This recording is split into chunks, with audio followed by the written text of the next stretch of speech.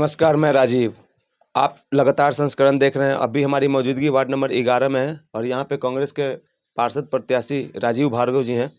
आपको ये बताते चले कि वार्ड नंबर 11 से मैंने 1-2 इंटरव्यू और किए हैं, वो भी जाके आप देखिए और मिलाइए और खुद किसी नतीजे तक पहुँचे और हमें कमेंट बॉक्स में बताइए। बहरहाल इस इंटरव्यू में आगे बढ़ते हैं। स्वागत है सर। नमस्कार। एक छोटा सा परिचय दीजिए और उसके बाद राजनीतिक परिचय दीजिए और फिर आगे बढ़ेंगे। मेरा नाम राजीव भार्गव है और मैं वार्ड नंबर से पार्षद पद का प्रत्याशी हूँ और पिछली योजना में भी जनता के सहयोग से और उनके आशीर्वाद से मैं पार्षद रहा हूँ। बहुत बढ़िया सर, क्या कुछ रह गया था पिछली बार जो इस बार पूरा करने वाले हैं आप? देखो, समस्या जो है वो निरंतर बनी रहती है। एक हमारा जो जीवन है इसमें समस्या ख़त्म होने का नाम नहीं लेता है। वार्ड में कूड़ा है, वो डेली नीड्स का काम है, उसकी समस्या निरंतर बनी रहेगी। अब मैं कहूँ जी भी एक दिन में सब कूड़ा साफ़ कर दूंगा, ये तो पॉसिबिलिटी नहीं है ना। अब जल की समस्या है, लीकेज है, ये तो होती रहेंगी। सरकार की जो लाइन है वो डलती रहेंगी। तो मेरी जो काम है वो जनता के हित में खड़ा रहना और उनकी समस्याओं का निवारण करना है, वो किसी भी रूप में हो। आपके समक्ष वार्ड नंबर 11 से बीजेपी के प्रत्याशी कौन? दीपक शर्मा जी हैं। तो उनका क्या राय, वो पहली बार है या फिर वो पहले लड़ चुके हैं? पहले भी लड़ चुके हैं। आपके समक्ष ही लड़ चुके हैं? मेरे समक्ष ही लड़ चुके हैं। यानी आप पिछले बार के दोनों प्रत्याशी आमने सामने फिर से? हाँ जी। मुझे एक बात बताइए, अभी जब डोर टू डोर आप जा रहे हैं कन्फेसिंग में कैंपेनिंग करने, तो आप क्या आपको देखने को मिलता है? लोगों का कितना कंप्लेन, मतलब आपके समक्ष आप ही से रह गया है कि मतलब पिछले बार ये कुछ रह गया, उनसे क्या सुनने को मिल रहा है? संतुष्टि या असंतुष्ट है वो? देखिए, जनता बड़ी समझदार होती है। ये क्योंकि लोकल लेवल का चुनाव है तो जनता अपने मुंह से कुछ नहीं बोलती है कभी, क्योंकि एक छोटा सा वार्ड है, इसमें हर प्रत्याशी की एक दूसरे से पहचान है। मगर जिस तरह से जनता का आकर्षण मेरी तरफ बना हुआ है, जिस तरह से जनता से मिलता हूँ, उनका जो स्वभाव बता रहा है, निश्चित तौर से मुझे एक आगामी जीत के लिए, बड़ी जीत के लिए संदेश दे रहा है। सबसे इम्पोर्टेंट सवाल ये है कि अभी तक उतना अच्छा परफॉर्मेंस लोगों के हिसाब से, मेरी बात नहीं है, ये नहीं रहा। नशा के खिलाफ कैसा लड़ाई है आपका?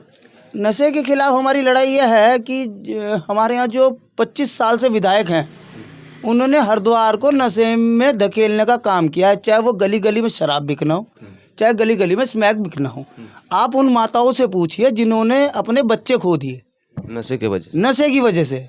उन बीवियों से पूछिए जिन्होंने अपने पति खो दिए नशे की वजह से। और पूरे शहर में ये हर घर में मालूम है कि शराब और नशे की खपत किसके द्वारा होती है। विधायक मदन कौशिक जी के गृह वार्ड में गली नंबर 3 में इतनी शराब ठेके में। कौन सा वार्ड है वो? वार्ड नंबर 28 है। वहाँ से हमारी कांग्रेस की प्रत्याशी आयुषी टंडन है और दूसरे प्रत्याशी शायद कोई बेनीवाल जी हैं, शायद हो सकता है। गली नंबर 3 में ठेके से ज़्यादा शराब उपलब्ध होगी। क्या बात कर रहे हैं? बात मैं नहीं कह रहा हूँ, आप जाके देखिए। खुलेआम मंच सस्ता है, शाम को दरबारें सस्ती हैं। आप गली में जब मर्जी चले जाइए, आप हरिद्वार के किसी गली मोहल्ले में तो घूमिए, आपको पता तो लगे। जनता देख नहीं रही है, जनता सब समझदार है। जनता ने अब की बार मन बना लिया है कि ऐसे लोगों को जिन्होंने हरिद्वार को बेड़ा गर्क, विकास के नाम पे बेड़ा गर्क कर दिया है, यहाँ की धरोहरों को उजाड़ने में लगे हुए। राजीव भार्गव जी स्वयं कितना 5 साल में रोक पाए नशा को? मैंने अपने स्तर से जितना भी हो सका मैंने रोकने की कोशिश करी है, मगर कामयाबी मिली? कामयाबी भी अपने स्तर से तो मिली है, मगर जब इनके आका सत्ता में बैठे हुए हैं और सत्ता और सरकार का मेल जब गठजोड़ हो जाता है तो निश्चित तौर से एक आम इंसान के लिए इससे लड़ना मुश्किल होता है। मगर क्यों, मुझे जनता ने चुन के भेजा है तो मैंने अपनी लड़ाई को लड़ा है। आप खुले तौर पे मदन जी का नाम ले रहे हैं कि उनके कार्यकाल में ये सब बढ़ा? बिल्कुल खुलेआम नाम ले रहा हूँ मैं। 25 साल से वही तो विधायक हैं हरिद्वार के, और कौन है? आप बताइए, आप न्यूज़ चला रहे हैं, आप कौन है हरिद्वार में 25 साल से विधायक? किसकी जिम्मेदारी बनती है? लेकिन आप एक मतलब बोलते हैं ना कि एकदम स्टाम्प लेके बोल रहे हैं कि उन्होंने कुछ नहीं। अरे भाई, कुछ ये जनता में 25 साल नशे में युवा डूब गया तो इसे कौन रोकेगा? आप मैं रोकेंगे? सत्ता में कौन लोग हैं? किसकी जिम्मे? मतलब सत्ता अगर चाहे तो पूर्णतः बंद हो सकता है। आप बताएं, सत्ता चाहेगी तो आपके चैनल पे भी रोक लग जाएगी। सत्ता की तो वो है, सत्ता में क्या नहीं है, सत्ता में आप कार्य करने के लिए आप जिम्मेदार व्यक्ति हैं। अगर आप जिम्मेदारी से निभा नहीं सकते तो अपने पद को छोड़ दीजिए। आपके वार्ड से जुड़ा हुआ सवाल है। लोगों ने कहा है, मैंने बस उनसे पूछा है, वो कहते हैं कि यहाँ पे फॉर्म जो सरकारी, अच्छा एक सेकंड, ठीक है अभी आप, हाँ बताइए। ठीक है, हाँ बताइए। वो कहते हैं कि जो मतलब प्रत्याशी हैं जीते हुए, जिनका 6 साल कार्यकाल रहा, 1 साल चुनाव डिले हो गया, हाँ तो उस दरमियान कोई भी अगर जीत के आता है तो सरकारी योजनाओं का जो फॉर्म भरा जाता है ऑनलाइन अथवा ऑफलाइन, जो भी कागजी कार्रवाई रहता है, तो स्थानीय जो मूलवासी है यहाँ के, उनसे रकम वसूला जाता है। कितनी सच्चाई है? ये तो भी जिन्होंने आपसे कहा है, अगर वो रकम वसूलते हैं तो आप पूछिए उनसे कि आप सत्ता के फार्म भरवाने में कितनी रकम वसूल रहे हैं। अभी आपने कहा ना सरकारी योजनाओं को, सरकारी योजनाओं को तो सरकार की योजना को धरातल पे तो उतारे। योजनाएं क्या हैं जो धरातल पे उतरी हैं? जैसे राशन कार्ड में नहीं, पेंशन में पैसे लिए जाते हैं, पेंशन के पैसे आपके खाते में आते हैं, पार्षद के खाते में आते हैं पेंशन के पैसे। किसके खाते में जाते हैं? मेरे खाते में तो नहीं आते। तो आप पेंशन के लायक भी नहीं है अभी, 60 साल से उम्र, या वृद्धा या विधवा। जो योजना है वो डायरेक्ट खाते में जा रही है, नहीं वो मेरे नहीं, हाथ में तो आ नहीं रही है। वो नहीं, फॉर्म डाला जाता है ना। जैसे मुझे अगर पेंशन चाहिए, मान लीजिए मैं 60 साल 65 साल का हूँ, मुझे पैसा चाहिए पेंशन वाला, मुझे पेंशन चाहिए मान लीजिए, तो फॉर्म भरते वक्त ना उनसे वो पैसे उनसे पैसे लिए जाते हैं कि आपका काम हो जाएगा, इतना किसने कहा आपको ये? हाँ, ये पब्लिक ओपिनियन की बात है सर। आप कौन सी ओपिनियन की बात कर रहे हैं? वार्ड नंबर 4 में बात कर रहे हैं। वार्ड नंबर 4 की बात कर रहे हैं? वार्ड नंबर 11 में हरिद्वार का बात सवाल कर है, निकाय है ना सर। निकाय है तो निकाय में आप वो सवाल पूछे जो मेरे यहाँ से है। हमारे यहाँ की कोई शिकायत तो आप वो बताइए। नहीं सर, तो आप कहिए ना कि मेरे यहाँ ऐसा नहीं है, आप कह दीजिए ना। दूसरी बात मैं आपको बता रहा हूँ, जो आपका सवाल है वो ये है कि जनता के लोग क्या इन कामों में पैसे खा रहे हैं?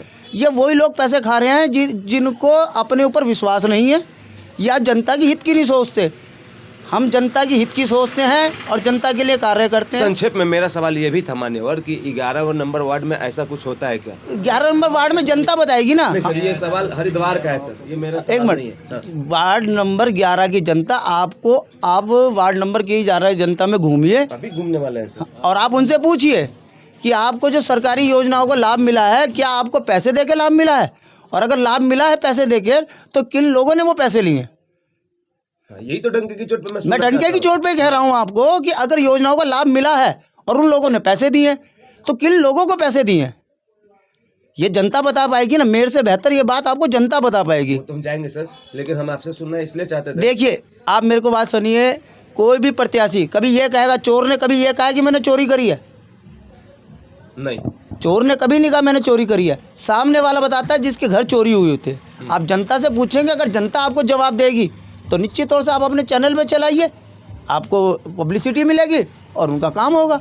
जनता की आवाज़ बनिए ना, जनता से वही तो कर रहे हैं सर। तो वही मैं आपको कह रहा हूँ, इस सवाल का जवाब तो जनता दे सकती है ना, मैं कैसे दे सकता हूँ? लेकिन इतना तो तय है ना कि वार्ड नंबर 11 में राजीव भार्गव जी के कार्यालय से ऐसा कुछ भी नहीं हुआ है, अब तक नहीं हुआ।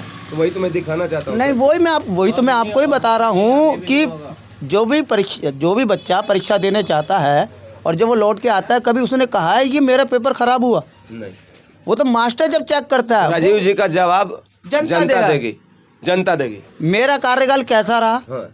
मैंने क्या कार्य करे, मेरे से बढ़िया बात आपको जनता बताएगी। अच्छा सर, नशे पे हमने बात कर लिया, एक बात बताइए मुझे, क्या एक पार्षद के तौर पे अपने इलाके में जहाँ से एक पार्षद चुन के आते हैं, क्या उनके अधिकार क्षेत्र से बाहर है पूर्णतः नशा वैध करना अपने एरिया में?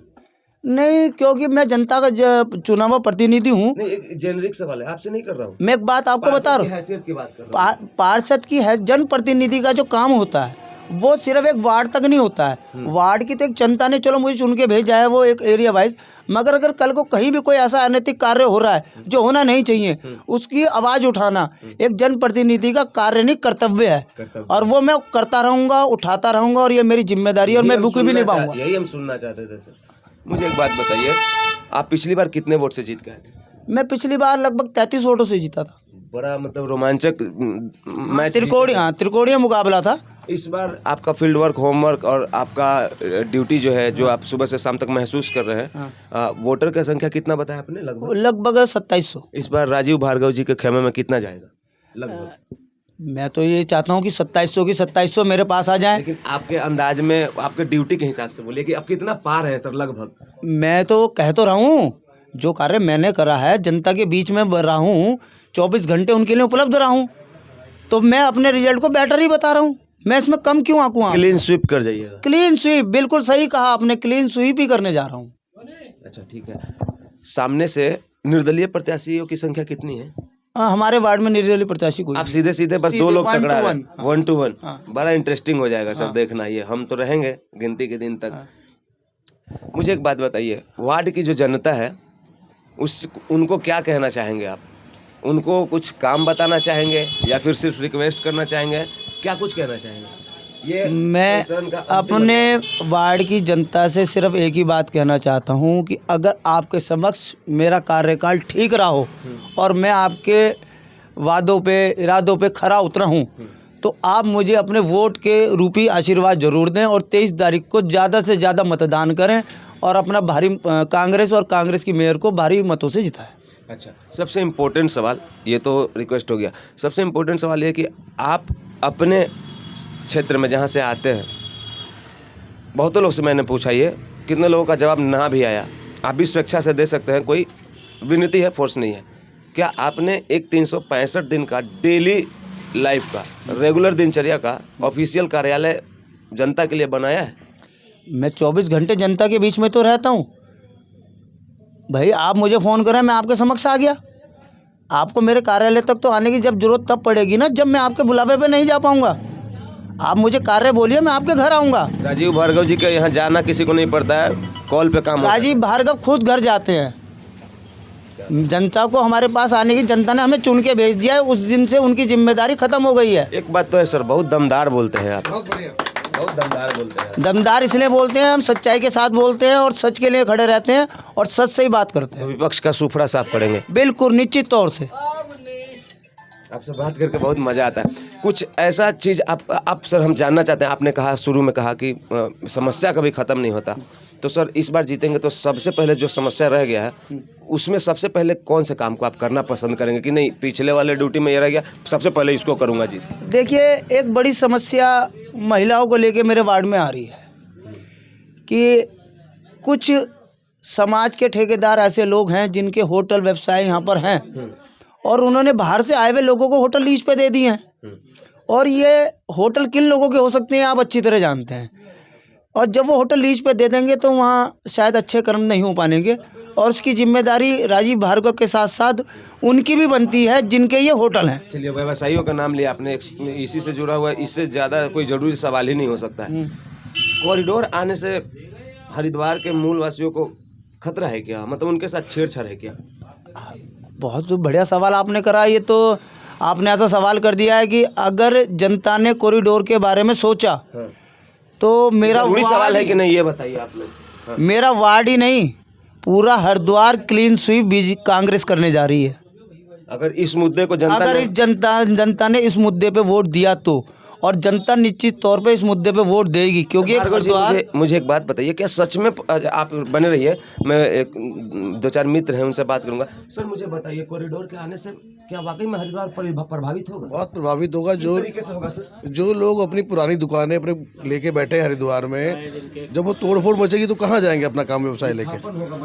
बड़े पैमाने में स्थापन होगा, जिसका नुकसान पूरे हरिद्वार को उठाना पड़ेगा, जिसकी लड़ाई राजीव भार्गव जी, अमन गर्ग जी लड़ रहे हैं कहीं काफ़ी समय से। काफ़ी जरूरी सवाल ये है कि लैंड है नहीं यहाँ पे, टूरिस्ट प्लेस है और लिमिटेड ज़मीनें हैं और 400 साल पुराना इतिहास है एक एक घर का, तो वैसे में विस्थापन करना बड़ा चैलेंजिंग हो जाए। नहीं, कोई चैलेंजिंग नहीं है। जिस तर्ज पे ये करना चाहते हैं उसमें नुकसान होने वाला है। करना चाहते हैं तो पीछे करें। हाँ, पीछे व्यवस्था है, दोनों तरफ से खाली पड़ा है गंगा जी के किनारे, वहाँ व्यवस्था करें अपनी। अगर इस तरह की व्यवस्था उनको करनी है तो कम से कम दुकानदारों को तो नुकसान ना करें। वो तो राग अलापते हैं ना सर कि उज्जैन किया, सर वो राग भी तो अलापते हैं ना कि उज्जैन किया, काशी किया, सब कुछ राग ले हैं लेकिन सच नहीं बोल रहे हैं। सच नहीं बोल रहे। आज राजीव भार्गव जी ने, अमर गर्ग ने कई बार उनको चैलेंज किया कि आप आगे बताओ कि आपकी योजना क्या है। उस डीपीआर का ढांचा भी नहीं बताते, कहाँ तोड़ेंगे, कहाँ कुछ करेंगे। डीपीआर का ढांचा नहीं है। यहाँ के विधायक जो कहते हैं कि तोड़फोड़ नहीं होगी, मुख्यमंत्री आगे कहते हैं यहाँ पे सब कुछ निर्माण होगा, तो क्या वो निर्माण तोड़फोड़ के बिना संभव है? इनकी कांग्रेस की सीधे आप प्रहार है देखिए, क्या जनता के आप ऊपर? देखिए। एक सेकंड, कॉरिडोर फिर बोलिएगा सर। कॉरिडोर सीधे सीधे प्रहार है क्या हरिद्वार पे? आप देखिए मुख्यमंत्री जी आके हरिद्वार में घोषणा करते हैं कि हरिद्वार में काशी की तर्ज पे कॉरिडोर बन के रहेगा, और विधायक मदन कौशिक जी अगले दिन ये कहते हैं कि मेरी मुख्यमंत्री से बात होगी, कॉरिडोर नहीं बनेगा। ये घर में खाना बनाने का खेल चल रहा है क्या? दो मुंही बात हुई। एक तरफ मुख्यमंत्री जी कहते हैं कि 2500 करोड़ रुपया हरिद्वार के लिए आ चुका है जी हैं, और विधायक कहते हैं कि कॉरिडोर नहीं बनेगा। आखिर जनता को भ्रमित करना कब छोड़ेंगे?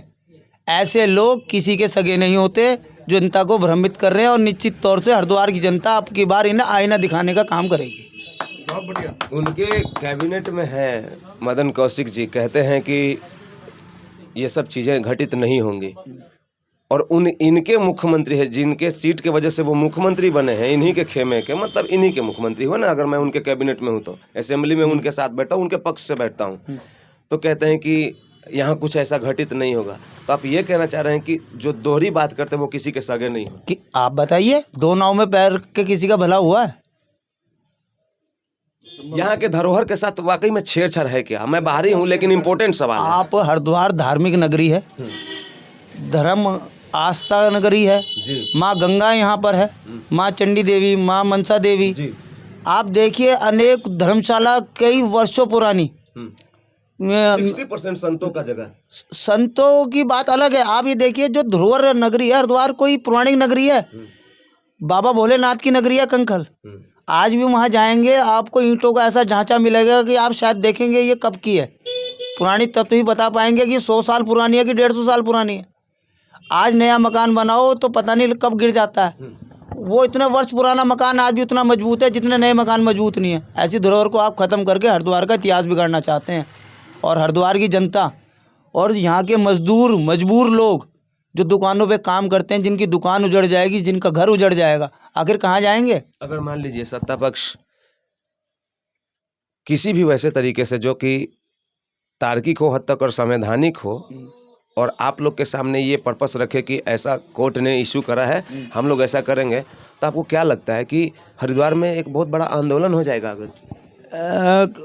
अगर आपने कोर्ट की बात करी है, कानून की बात करी है, तो कानून सबका है जी। और कानून जो फैसला करता है वो सबको मान्य होता है, लेकिन चाहे इसमें आप हो चाहे मैं हूँ। लेकिन पीड़ा तो बहुत बड़ा है। नहीं, पीड़ा बड़ा है तो जब कानून फैसला करेगा तो एक पक्ष तो नहीं करेगा ना। अगर वो एक तरफा फैसला करता है तो जनता को अपना अधिकार अच्छी तरह मालूम है। अगर वो कोर्ट जाएंगे तो जनता कोई घर में कोई बैठेगी, जनता सड़कों वो उतरेगी, जनता आंदोलन करेगी और अपना हक मांगेगी हरिद्वार बचाने के लिए, चाहे वो कोर्ट जाना पड़े, चाहे सुप्रीम कोर्ट जाना पड़े, और चाहे जनता दरबार लगाना पड़े। हर हालत में हरिद्वार की जनता हरिद्वार को बचा के रहेगी और कॉरिडोर नहीं बनने देगी। संक्षेप में ये समझा जा सकता है कि जो कांग्रेस के खेमे के सैनिक हैं कॉरिडोर के खिलाफ लड़ेंगे, 100% लड़ेंगे, और वहाँ तक लड़ेंगे चाहे जान की कुर्बानी देनी पड़े हरिद्वार की जनता के लिए। हम कॉरिडोर की लड़ाई लास्ट तक ले जाएंगे। क्या बात है। देखिए, ये वार्ड नंबर 11 यहाँ से राजीव भार्गव जी हमसे जुड़े हुए हैं और तमाम सारे मुद्दों पे बात किया, वार्ड की जनता से भी रिक्वेस्ट किया, और क्या कुछ यहाँ पे जो भी समस्या था, जो बुनियादी ढांचे से जुड़ता है और हाशिए से लेकर मुख्य धारा तक का जो भी इनका कार्यकाल रहा 6 साल, उसे पूछने का कोशिश किया। सर, हम उम्मीद करते हैं कि इलेक्शन से पहले और भी हम जितनी बार आएँ तो इसी तरीके से हमें स्वीकार कीजिएगा। निश्चित तौर से अगर आप जनता के हित की बात अपने न्यूज़ के माध्यम से, मैंने नशा बोला, कॉरिडोर बोला, मैंने आपको क्या है, अगर जनता की हित की बात, एक मुद्दा आपका छूट गया, बताइए सर। सब खुद लड़ रहे हैं, बोलिए भार्गव जी, क्या लड़ रहे हैं? जनता की हित की बात जब आप उठाएंगे, राजीव भार्गव को आप अपने समक्ष खड़ा पाएंगे। Thank you so much. क्या कुछ रह गया है सर? कुछ कह रहे हैं कि सर का जो मुद्दा था वो मैंने आपको बता दिया। क्या लड़ रहे हैं? कि जो होटल व्यवसाय की जो बात कही मैंने आपको, वो उसी से संबंधित है, कॉरिडोर से ही संबंधित। कॉरिडोर से नहीं, जिस बातों के लिए कह रहे हैं और जनता समझदार है, उस बातों को मैं चैनल के माध्यम से नहीं कहना चाहता, क्योंकि उसमें ऐसे शब्द हैं, वो समझ गए, वो जो शब्द जनता सब जानती है कि हरिद्वार के होटलों में क्या अनैतिक कार्य हो रहे हैं और उसका जिम्मेदार कौन व्यक्ति है। दीजिए, हम समझ गए। देखिए, ये थे राजीव भार्गव जी। क्या कुछ इनके प्रति आपका प्रतिक्रिया है, सोच है? वार्ड 11 की जनता क्या सोचती है? किसी दूसरे जनता के द्वारा किए हुए कमेंट के ऊपर आपका क्या विचार बनता है, वो लिखिए और इनके साथ दूसरी बार जुड़ने का कोशिश करेंगे। मैं मिलूंगा हरिद्वार संस्करण में कहीं और, किसी और वार्ड में, किसी और गली में, किसी और चीज़ को दिखाते हुए जो आपसे सीधा रिलेट कर पाता है। जय हिंद।